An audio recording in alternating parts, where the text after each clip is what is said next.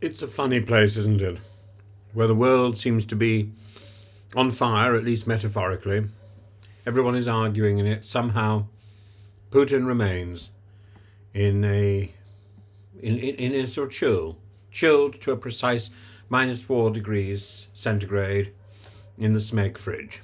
The UK has meanwhile decided to defy Trump, and Turkey is reasserting its independence. And in Moscow, the Kremlin's latest game of political musical chairs seems more about ensuring the right people are manning the plugs to keep the boss at his optimal storage temperature. So let's start with the UK, which has decided, despite Donald Trump's less than enthusiastic support for Ukraine, that it will continue its unwavering military assistance to Kyiv. Britain's newest contribution to the cause is the Grave Hawk air defence missile system, a sleek, lethal and, let's be honest, fairly badass piece of kit that turns old air-to-air missiles into ground-based defence weapons. Essentially, it's the military equivalent of finding a brilliant second life for an old Nokia 3310. This is the one that shoots down drones and fighter jets instead of surviving a tumble down the stairs. Developed in 18 months for $6 million, a price that in MOD terms might as well be a tenner found down the back of the sofa, Grave Hawk is designed to counter Russia's increasingly aggressive air campaigns. It's particularly effective against Shahed loitering munitions, those delightful little Iranian drones that Russia has been flinging at Ukrainian cities like a particularly grim game of battleships. Britain's financial commitment to Ukraine remains steadfast, with the latest £186 million aid package covering drones, tanks and other hardware. And the UK has also pledged to keep providing equipment despite concerns over its own stockpiles. But let's be honest. If the choice is between sending weapons to Ukraine or leaving them to rust in a British warehouse under 3 feet of bureaucratic paperwork, it's best to put them to good use. I personally would send the bureaucrats as well. Meanwhile, though I don't believe that Brits should be on the front line in Ukraine, but they could go out there and take notes and see what can be done better. Meanwhile, Turkey is having a moment of global clarity, or not, depending on how one looks at it. President Erdogan has gone from being Putin's frenemy to declaring that that Ukraine must have NATO membership, insisting that Crimea must be returned. Actually, it's not a new thing. He's been saying this for quite a while. He believes that Crimea must be given back to the Tatars. This is a rather awkward moment for Moscow, as Erdogan has long played a complex game balancing NATO obligations while making lucrative arms and energy deals with Russia. And now Turkey is using its control over the Bosphorus to regulate Russian naval access to the Black Sea once again, making Moscow's already difficult logistics even more of a headache. This is all happening as Erdogan flirts again with the idea of EU membership.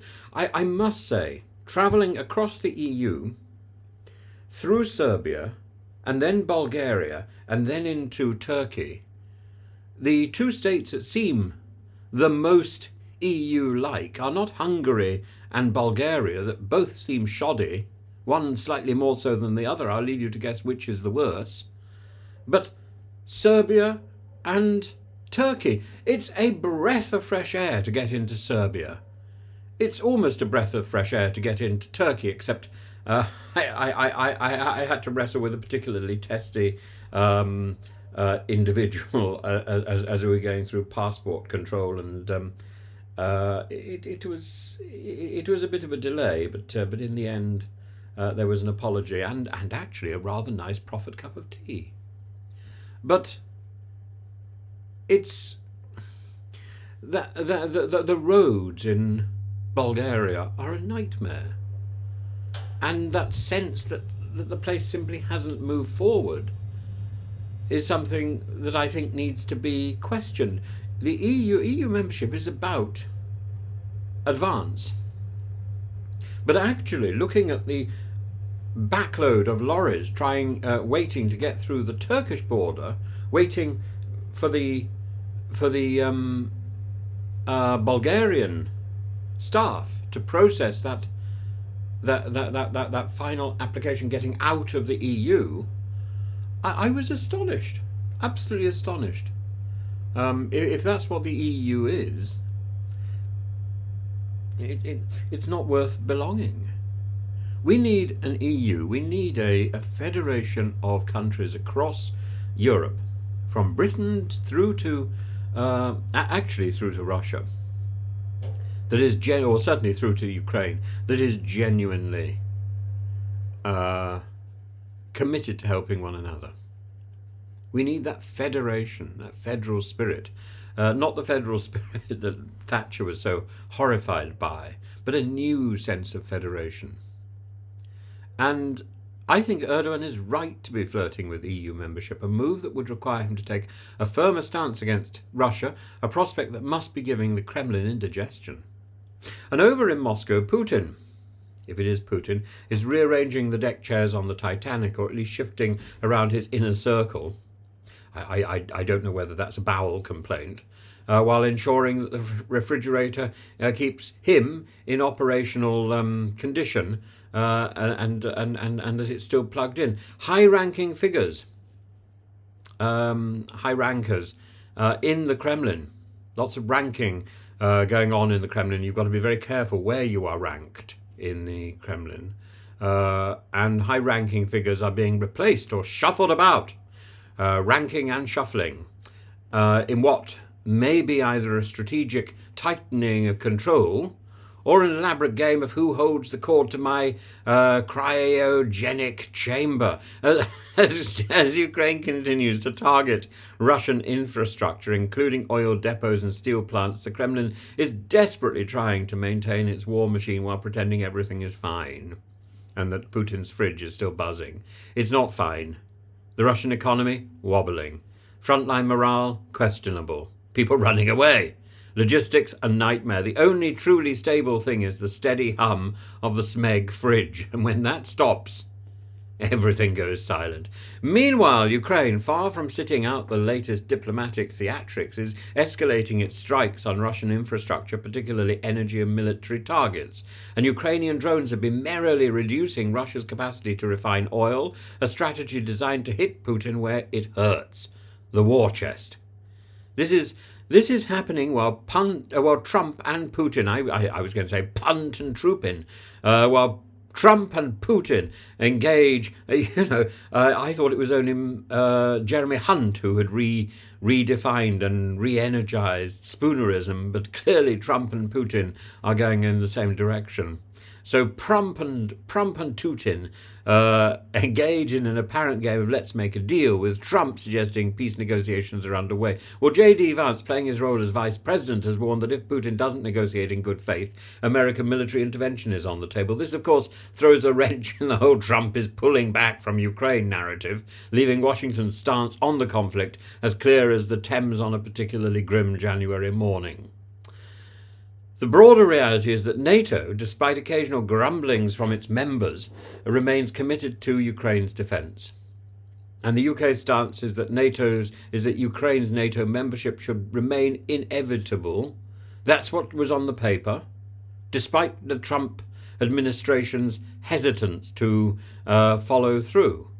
This position is echoed in Kyiv, which continues to push for full NATO inclusion while systematically dismantling key Russian assets through targeted strikes. And Russia, meanwhile, is trying to maintain the illusion that it's in control. With its energy plants exploding and its war effort struggling, that facade is crumbling, even if everyone smiles in Saudi Arabia. In conclusion, while Trump and Putin and other world leaders engage in their global gleeful dance, Ukraine is pushing forward with battlefield advances, and the UK is refusing to waver. Turkey is playing hardball with Russia, and Moscow's elite are nervously keeping an eye on the fridge temperature. The next few months will determine whether Russia's war machine can withstand these mounting pressures, or if Ukraine, with Western support, will gain the upper hand. The problem with the war machine is it's so easily destroyed. Do you remember that wonderful scene in the Richard Williams epic, The Thief and the Cobbler? The war machine, there's 10-minute animated flight of fancy this great ponderous machine coming from the fearful one eye, and it's destroyed by the thief by accident. And I'm afraid that is happening again here in reality. Russia's war machine is being destroyed pretty well by accident, and the UK is refusing to play the game which Trump wants it to play, and then and you know, whether Russia can actually keep this machine in order and keep it rumbling on, or whether Ukraine can make that decisive strike, or whether by accident the war machine fails, one thing remains certain: somewhere in the Kremlin, an underpaid technician is fiddling with the screws that are holding Putin's plug in place on the Smeg fridge, and thinking, is now the time to take out the plug?